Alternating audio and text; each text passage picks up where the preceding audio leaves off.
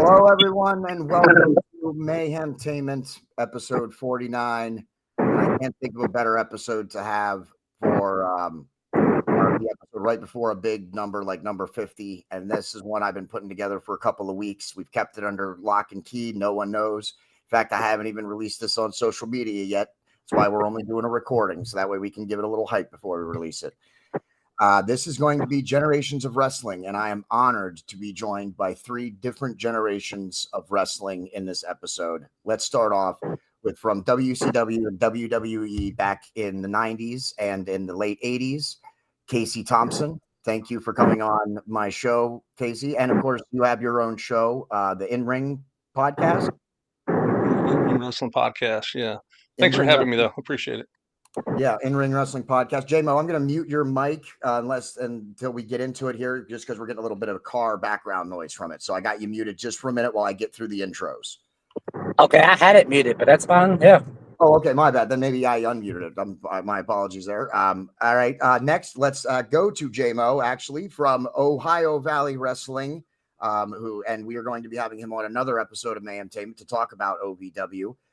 And he was on our sister show, the Boiling Point podcast, to talk about his personal story. The man who looked death in the eye and said, "No, I will not go quietly into that good night." Jesse Morris, welcome back to Mayhemtainment. Oh, man, I'm excited to be here. Thanks for having me.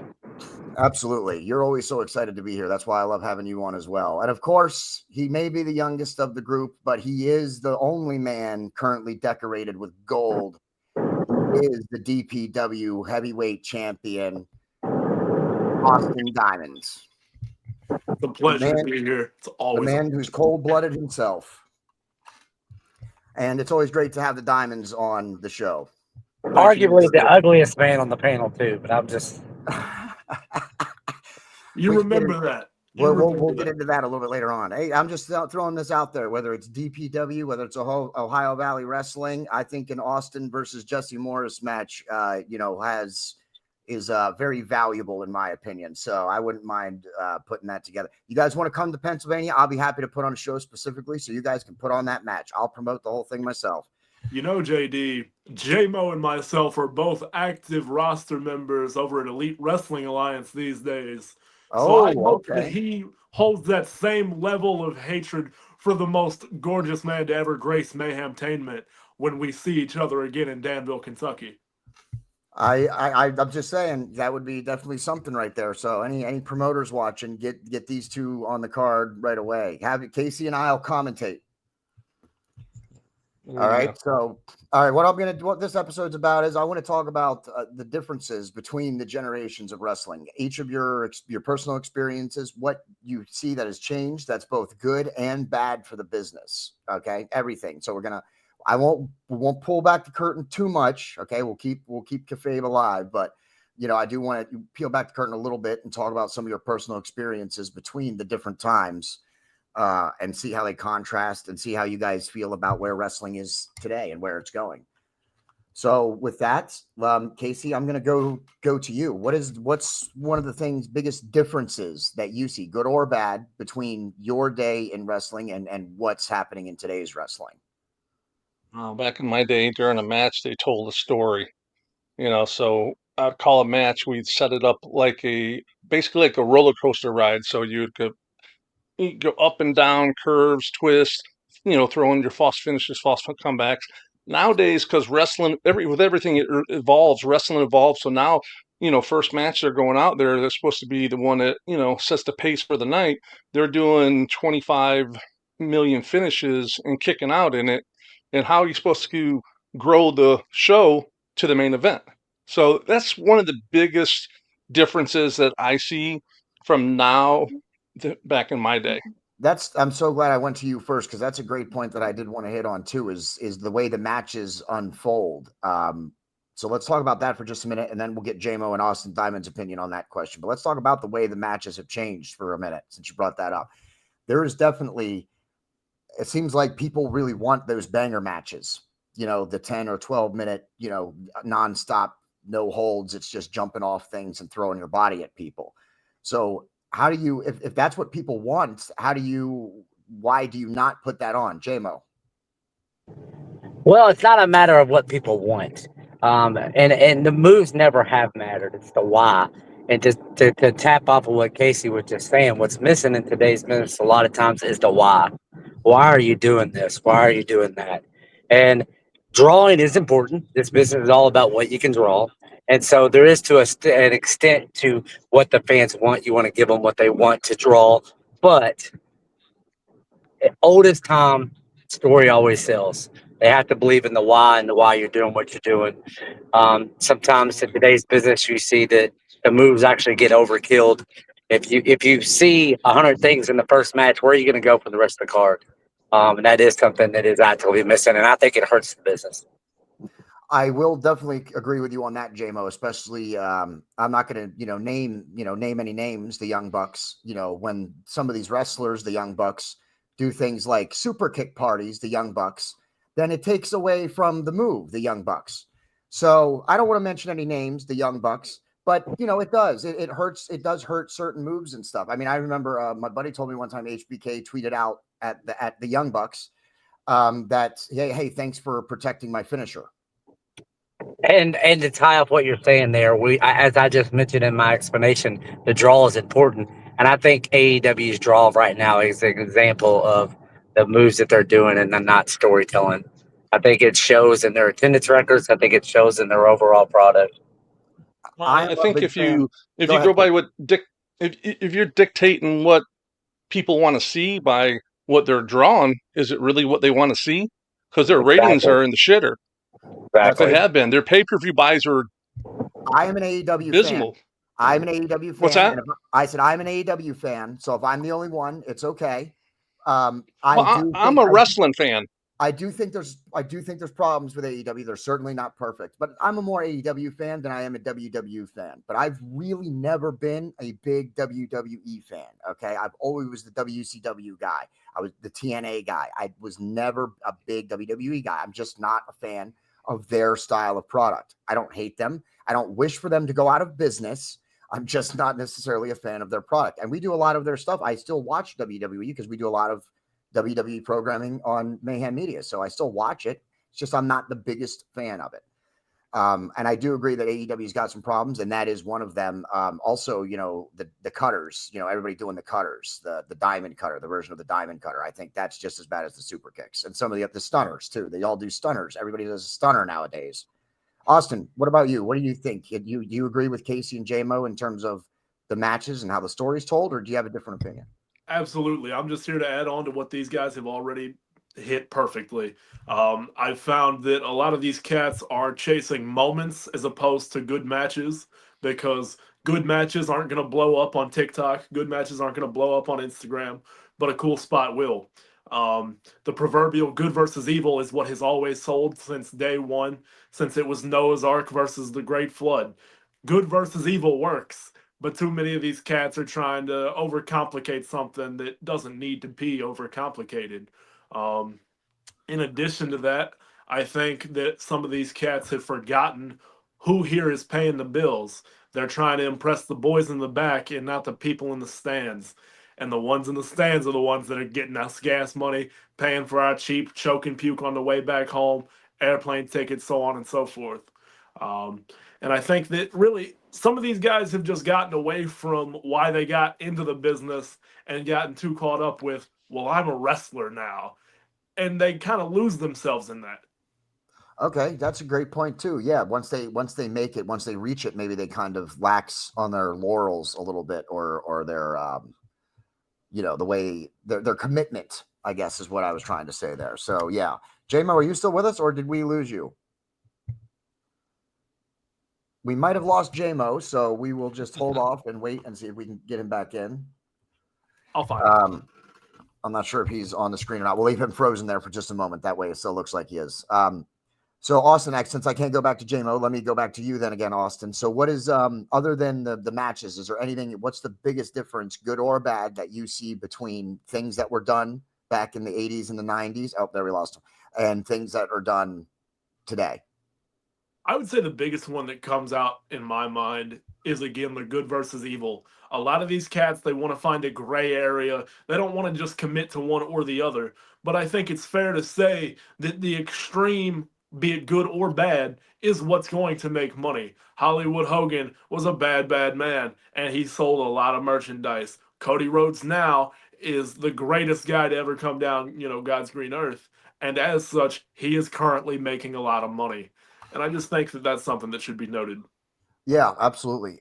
J-Mo, since you just rejoined us, I'm going to now throw it to you. What's one of the biggest differences, good or bad, that you see between things that were done maybe in the 80s or early 90s and things that are done today? I mean, personally, I think too many people are allowed in the business. There's a lot of people that deserve to be buying tickets who are in a wrestling ring because their dad's cousin, brothers, uncles, sister owns a promotion, and so they want to be wrestlers. It's easy to play wrestler and say you're a wrestler. So I think that's a big difference. Back when I'm sure Casey can attest to this, but even when I came into the business in 2002, we had to earn it. We for not to blow up I'm not sure what I can and can't say on your podcast, but we got our asses handed to us. We got our asses handed to us. Point blank and serious. Like the very first day of training, we ran until somebody said they were ready to quit. We had this conversation before. And then once somebody quit, that was the end of practice. We showed up the next day. We ran until by the end of the week, we had 16 people that started in our training class, but at the end of the week, we had 4. And it wasn't until that point till we even took our first bump. Like we never even touched the ring. And that's just stuff you don't see anymore. There's just, it's a difference, but there was stuff that you could say people were taking advantage of. There was a tight-lipped, society. So there was some things that could have been avoided that we may not have had to go through, but it was all about respect. It was all about getting respect and earning respect. And to some aspects, I think that has changed a little bit.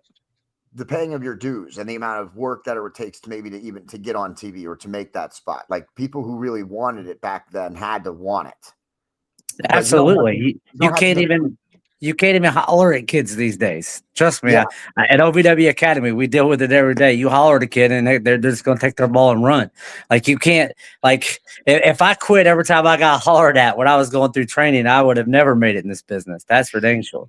Yeah, absolutely. I'm not in the business, but I've been hollered at plenty of times. So, and they were all very valuable lessons when I would get hollered at. Let's stay on that for a minute. Let's talk about the way things, that you guys kind of, think the storytelling has changed a little bit, and then of course the amount of work or what you need to do in order to make it into the business has changed. Let's pivot now to safety, though. Let me argue back against your guys' point about safety, because you guys they don't do the same kind of stuff that at least 2 of you did. Austin, I'm not super familiar with your training. Did you have to run until someone threw up or until someone quit? So we didn't necessarily have people outwardly quitting. They would more so just stop showing up. We had a lot of convenient injuries, I guess I would call them. Okay. So as soon as they lost interest in something we were doing, man, my knee's starting to bother me. I actually had my own trash can at training growing up.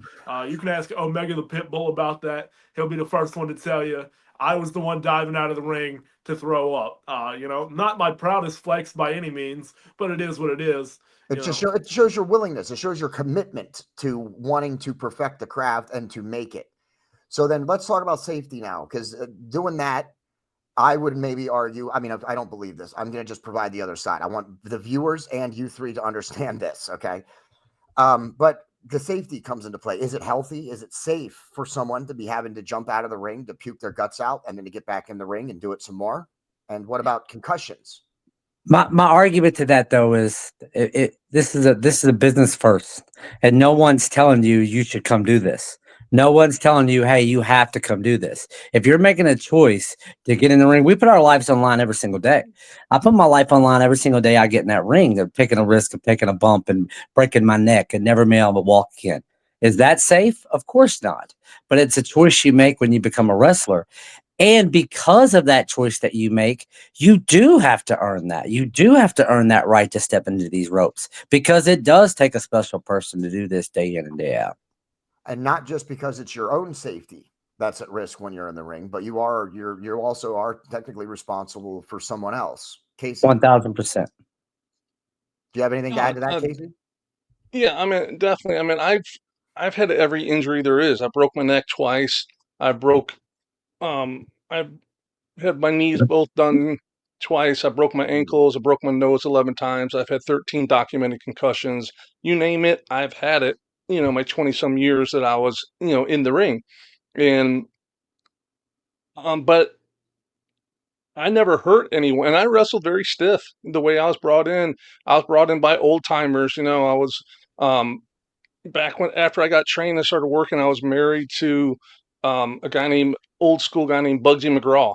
You know, and Bugsy, he sold out the Garden with Bruno when he wrestled as the Brute in WWF, and then I was with Blackjack Mulligan and Kevin Sullivan and guys like that. So I mean, when I was wrestling Jack, he would say, "Watch the tater, kid," and come down, boom. But you know what? It was always in a safe area.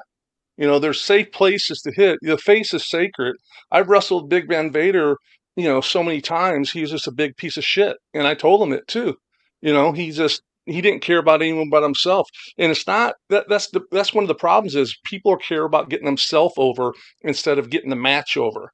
You know, and when you get the match over, you have two guys who want to get the match over, then you're getting the whole show over. So that means you're going to start drawing more, and it means you're going to make more money. It's a business, it's a work.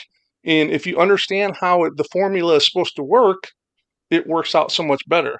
So the problem is you have people come in, go in business for themselves. They have egos and they just want to make themselves look good. And they don't care if they hurt anyone or not. They're safe. So it's like I said, it's a work, it's a business, and you got to understand the business in order to excel in the business.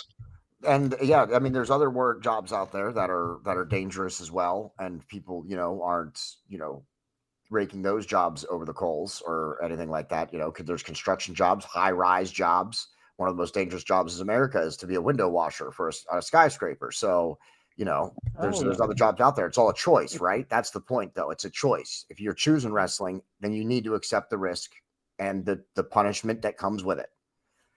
And early on in your career, that's one of the reasons why respect is given such a high, priority, because you are putting your life in somebody else's hands. I've got to know that I can trust you with my life before I'm willing to let you do anything to me. So there is a point where that is important. That is a learning curve that you're just going to have to earn my respect before I can just give it to you. Yeah. Right. Okay. So what do you guys do? What happens when you guys do get in the ring with somebody who is dangerous? You guys all have worked for companies. Not all of you get to choose who your opponent is. How do you handle, or how would you handle something like that if you're in there with somebody who is dangerous or who is stiff or who has gotten other people injured? I really think it depends what level of wrestling you're at. If you're on TV and for instance, I was on TV doing a job with someone that way, that's what you had to deal with. 90% of the guys were protective. Were they stiff? I don't care if anyone was stiff as long as they're safe about it. There's a safe way of being stiff. I wrestled the Steiners. Rick Steiner come out and you try to rip your head off of the clothesline, but you take the bump the right way. He lands it the right way. You're safe, but it just looks crazy. But I mean, on other levels, when you're learning, you're working your way up the ranks and everything, and you're in there, say, on an independent show against someone that is that way, well, then, it could turn in, he stiffs you, you're going to give him a receipt back, Okay. And then it goes from there. If you go into a shoot, you go into a shoot, and then I guess the toughest guy's going to win, but someone's going to learn a lesson there. Yeah. In the end.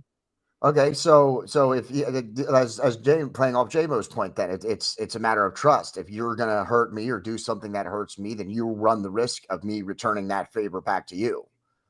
Oh no, you're not running the risk. You're definitely going to get a receipt.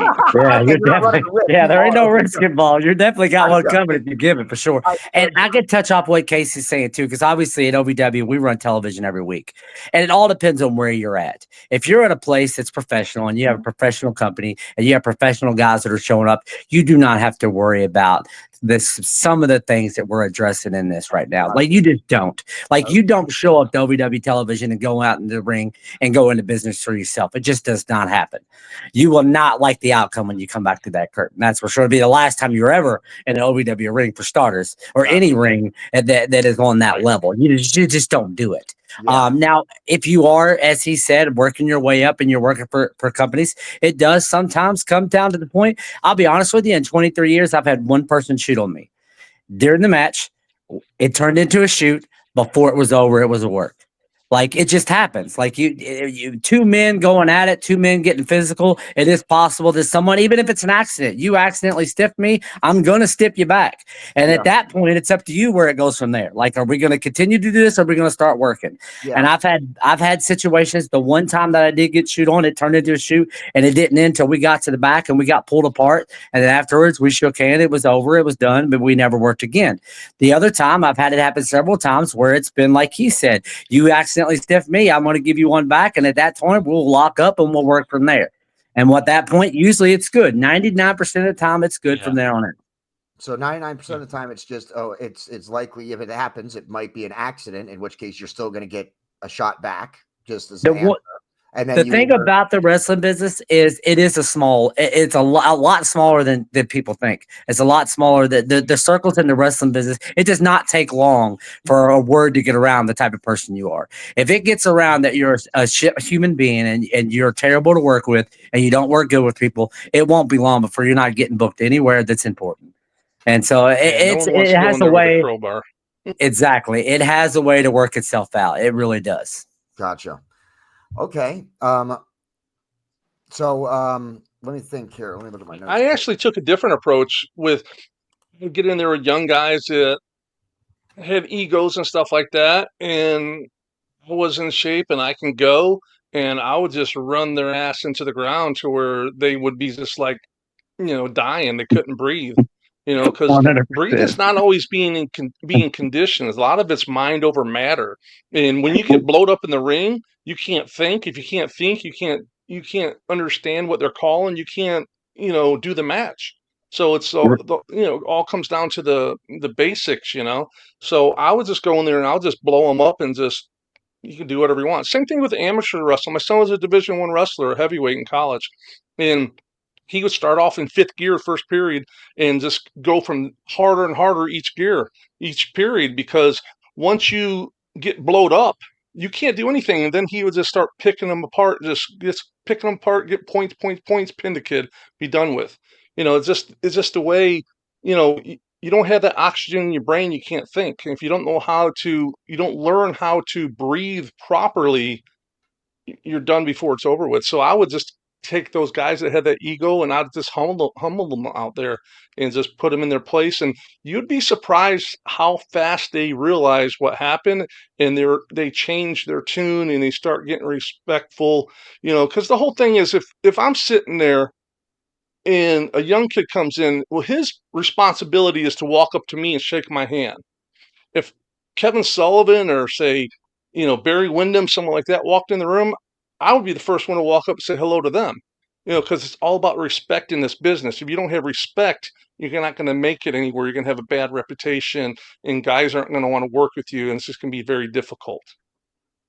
Absolutely.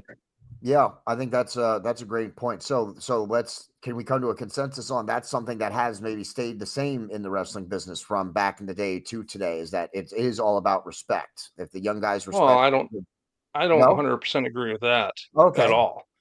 Okay. I have friends that are, I'm not going to name their names. They're coaches or agents in AEW, and they'll try to talk to those guys and, tell them help them structure their match and stuff like that. And they don't want to listen. They don't care. They have their own agenda. They want to do what they want to do. And what happens is you have 20 people that have their own agendas. Back to what I was talking about earlier, how do you grow the show? Yeah. And look at their declining numbers. So it's all about common sense. So that's how I look at it. WWE has a grip on all that. They have control. They have control on everything. I have all my friends were agents. The guy who worked for me in my company, he's one of the main coaches at NXT, Norman Smiley. I don't like how they're doing because they're all trained the same way. It's all cookie cutter mold. So when you watch one WWE match, you pretty much watch them all. Back in the day when wrestling was really good, when they pulled guys from all over different territories because they wrestled different and they're different styles of wrestling, so it didn't look like it was the same match, through the whole entire show.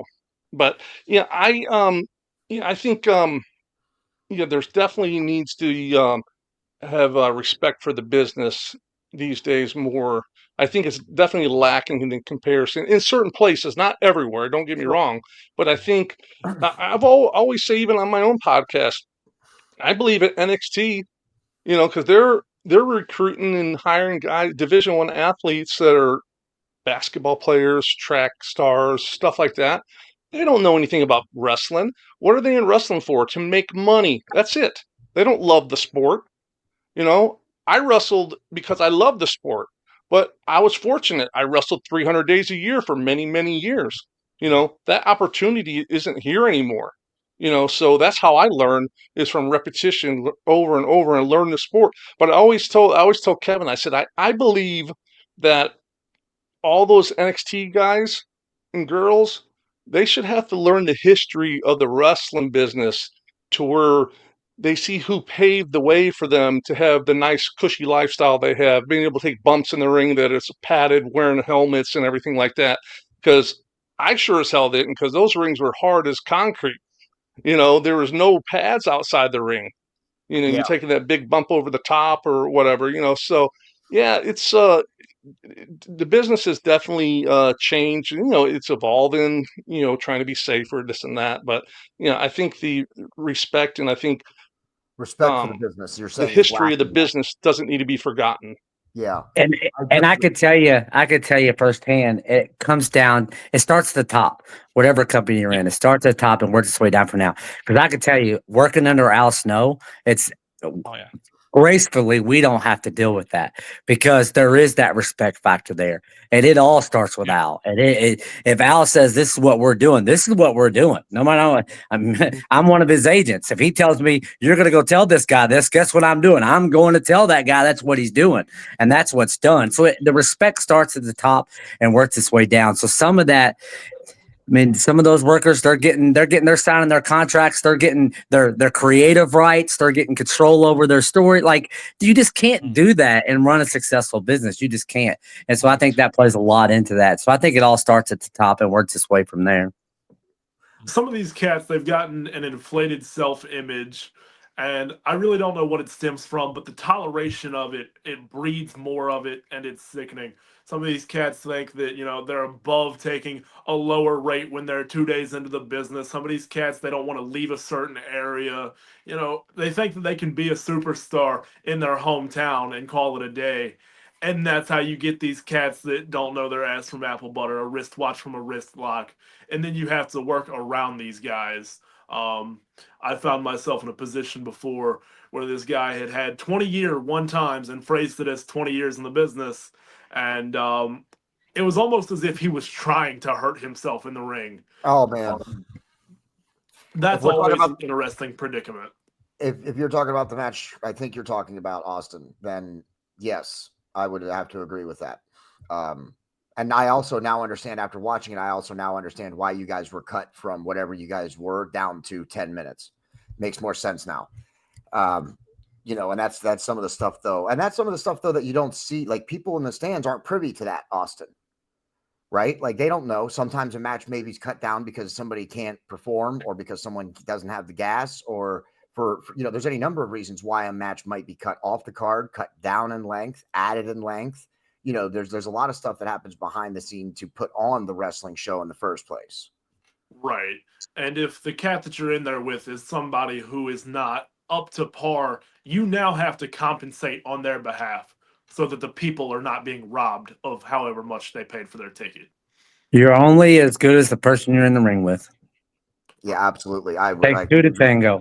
You're not going to have a heel without a baby. You're not going to have a baby without the heel. Yeah, I couldn't agree more with that statement. And you're absolutely right. And to have the best matches, it takes two great wrestlers to have one of the best. Actually, matches. I'll reiterate that. Actually, it takes three because a referee can ruin a match too. Absolutely. Yeah, you're absolutely right. Yeah, it does take three. I actually said that on my podcast with him directly. A good ref can make a match, save a bad match even, and a bad ref can ruin it in a heartbeat. I was running TV. I had to cut the match short, tell him in the IFB to take it home because the referee was like just messing it up. It was brutal. I had to take him off the rest of the show, and he was a good referee. I think he was having some health problems at the time, but it was like, whoa.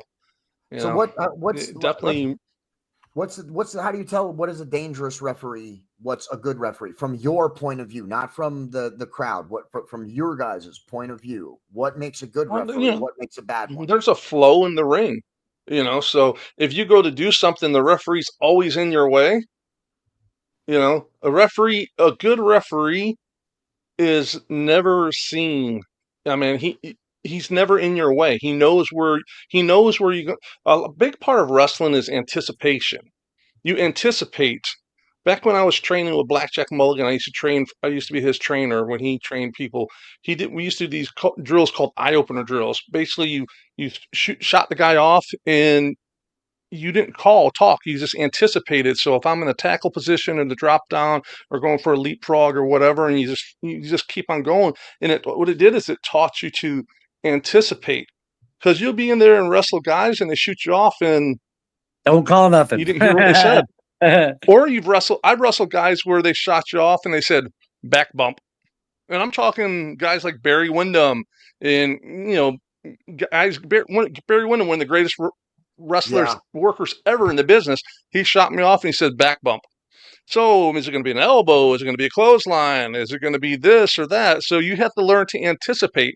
A referee has to learn to anticipate to stay out of the way, to keep the flow of the match going. If you're in a tag team match and he can't figure out where a false tag is, he's just ruining your whole momentum of the match. And for me to add on to what Casey's saying, because everything he's saying is completely true, but also a good ref will allow you to be able to communicate too. You should be able to communicate through your ref, especially if you're someone. Did that. Yeah, especially if you're someone like myself. I'm not going to get too far into it, but a good ref you're able to communicate with for sure, 100%. I've always called my spots to the referee. Exactly. I was in a tag team for years, and I called the whole entire. For any match we were in, I called it from the corner. And, there's ways to learn how to talk where people think you're yelling at someone and you're actually calling the match. You're yelling at the refs, telling them, when he turns around, arm dragging me, drop kick me, I'll powder out, this and that. And he tells it to the guy and he just keeps the flow going. A good referee knows all this stuff. He's there, and I've had the pleasure to be in there with some great referees, Nick Patrick, Charles Robinson, Mickey J, who is no longer with us. Some really good guys back in the day, and it just makes the match so much easier when you have a great referee. Yeah, I'm a big fan of Nick Patrick. Austin? On the contrary to what Casey said, a bad ref can absolutely be both a time sink because you're now having to reiterate the same message more than once. And in addition to that, as he put it, it can absolutely interrupt the flow. I was in a position when I tore my meniscus in the ring, as well as my MCL, and it happened to be my first match. So I'm already as nervous as I possibly could have been, and now I'm borderline handicapped. So I tell the ref, I had just knocked brother's leg out from under him, right? So he's selling for me, and I tell the ref, hey, man, I just fucked my leg, man. Ask him what he wants to do. So I'm playing to the crowd, hoping to get some instructions because I'm now panicking. I'm lost. Yeah. And brother comes back to me and he said he's okay. That's great. That's great. I'm glad that he's all right. Yeah, I'm glad he's all right because I'm the one that just tore my knee out. But he's okay, Right. good. Oh man. Oh man, yeah, that's wow. Okay, so all right, let's stay on the referees for another minute here because something that I've seen people. It's gone both ways. I've talked to people who think that this is not a good thing, and I've talked to people who think that this is a very good thing, and it has to do with referees. You know, and another thing about a referee is, and this is my own personal opinion. Some people might like it, some people might not. But when a referee gets too involved in the match, that they're trying to take away, like a manager is never supposed to take away from the wrestlers. You know, they're supposed to add to it. You know, a referee that tries to over animate and, you know, yeah, that kind of stuff. What's her name? That AEW referee, that woman referee? Aubrey Edwards. Aubrey. I like Aubrey Edwards, but I know exactly what you're talking about. Sometimes she's anticipating. It just ruined it for me.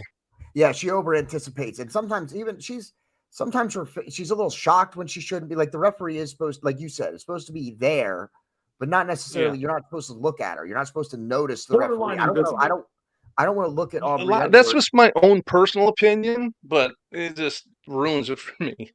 I just turn it right off. You don't want to see on like a superplex. You don't want to see the referee, you know, with this big, you're like, oh my goodness, what did I just watch? Like, no, we want to watch the action, not what the reaction of the referee. So I get what you're saying with that. And even when they do a superplex and then the referee when they take that big bump and the referee hops. Yeah, that drives me crazy. Any level of, you know, from independence all the way up, it just drives me crazy if they do stuff like that. Yeah, you know, it's like my parents used to always say, you need, kids are supposed to be seen and not heard. It's sort of like the referee, you know, they're there, but they're invisible, but they still do their job. That's my own, you know, personal opinion though. Go ahead. I was gonna say, and to even tie off of what you guys are saying, this kind of goes to what you were saying is exactly, Austin. As far as the ref's job is there to work with you, but also to protect you. I could tell you firsthand. Daniel Spencer, he's the lead official at TNA Wrestling right now. I was involved in a match. We weren't 3 minutes into the match. We were getting ready to go to the heat. Manager scooped my leg. I took a face bump. I've took the same bump a million times. Landed, dislocated my shoulder. We're 3 minutes into this match and I can't move my right arm. Like I was, for better lack of words, I was fucked. And I was grateful that we had Daniel Spencer in the ring with us because he was able to help us communicate. I mean, we ended up working another 4 minutes before I couldn't take it anymore and we took it home. But if it wasn't for the fact that we had him in there to communicate and help us get stuff across, we wouldn't have made it through it. So a good ref can also not only do their job and to communicate, but to also protect you in situations when you get hurt. Sure. Absolutely. That's a perfect segue into the next thing that I wanted to bring up then. The differing of opinions is now nowadays you see referees hold tables. They'll hold ladders when someone's climbing up. They'll make sure that that whatever the prop is, I'm going to use that word for lack of a better term, the prop is, to make sure the prop is where it's supposed to be. For me as a viewer, it's certainly noticeable. I can notice that the referee is holding a table, certainly. But from a consumer, and now that I'm older, I look at it and I'm like, I absolutely don't have a problem with the referee holding that table so that they don't miss the table, or the guy catches the back of his head on it, or you know what I mean? Like bad things can happen if a table falls in the middle of a superplex off the top rope. So I don't mind when the referee holds the props, the ladders, the tables, whatever it is, for the safety of the wrestlers. But I've also talked to people who don't like that either, because again, it plays off your point, Casey. And I'm not saying that this is your point of view. We'll get your point of view in a moment, but referees should be, seen, not heard. So if they get involved like that, they don't like that because that's not their place. What do you guys think of that? Do you think it is a referee's place to make sure that a wrestler is safe, regardless of how it looks to the show? Or let me start this off for you, because I'm probably going to have a different opinion than everybody else, which is fine. It's okay. We're allowed to have different opinions about this. First of all, I don't think the ref should hold the table. All right. But the second point I want to make, why do you have to do those bumps? And I'm going to just leave it at that. It's stupid. They're dumb. Okay. You shouldn't have to do them. And I've got proof of it. The most drawled match in the history of wrestling come down to a freaking body slam. I don't care what you say. There's no other argument around it. There's no other. You do not have to do that stupid shit to sell tickets. You don't, and that's my opinion. Absolutely. And I'll let everybody else tell theirs. I totally agree with you. First of all, I've never realized how much stuff they have underneath the wrestling ring. Ladders and tables and all this stuff. Who's putting that magically waiting for you? There's an entire IKEA underneath the ring, apparently. What idiot? I think everything it needs to be natural. If there's a ladder in the building, all right, we'll grab it, we'll use it. But yeah, definitely, the referee. A lot of times they're doing this stuff. It's in a regular match. It's not some specified match. So if they're using a table or ladder, the referee holding it, he should be disqualifying them, right? So all right. So let me. All right. So you guys are pretty much in agreement then that why are we doing those matches? At least in terms of tables. What about ladder matches, or is it all gimmick matches? Well, to tie off what Casey just said, a lot of times there's not even a build for it. These cats are just going out there and doing it because they could do it. Oh, let's just grab this ladder and let's do a 360 flip off of it onto a table because I just met you and there's no heat built up in this at all. And I just hate you because you got blonde hair. Let's just do that. Yeah. Like, that's the point. There's not, if it's a 6-month long storyline and it's led to this and there's nothing in this building that's going to keep us apart, okay, maybe we're going to throw some tables and some chairs in there. But just because your name's Sean, we're going to have a tables match? That's ridiculous. Okay, so sort of like politics. Sort of like politics. You want the same thing in wrestling. You want common sense booking. Okay. Now, JD, I think you may have misinterpreted here what the gentleman here are trying to say. I don't think that they are griping so much about gimmick matches. I think that is not the problem. I think what we are all coming to conclusions on here is if you need assistance with the spot that you and your opponent are not capable of smoothly implementing, you have successfully defeated the purpose and subtracted from the sports field that we are shooting for. It is no longer a competition. It is now performative arts. Interesting. Got you. Okay. Well, so I also think part of the problem is they gimmick them so much now to where they have to hold them for them to stand up. They've taken all the metal off of it and different things like that.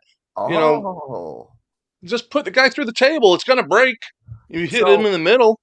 Okay, so if I can, the answer to the original question then is if there's a story reason that you have the ladder in the ring or the table in the ring, then the referee should only help in an emergency situation, as playing off what Austin said. If these are capable performers and they want to bring a table into the ring, they should be able to execute a table bump without the help of the referee.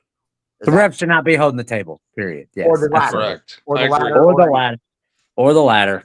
Okay, so you guys are then you guys are in agreement then the referee shouldn't be involved in the show. And that because I like the way you worded that though, because it kind of changed my opinion. I was always I'm for safety. Like I don't want to see anybody get hurt. So but I like the way you guys just explained that because you guys the way you guys worded I do those bumps to begin with.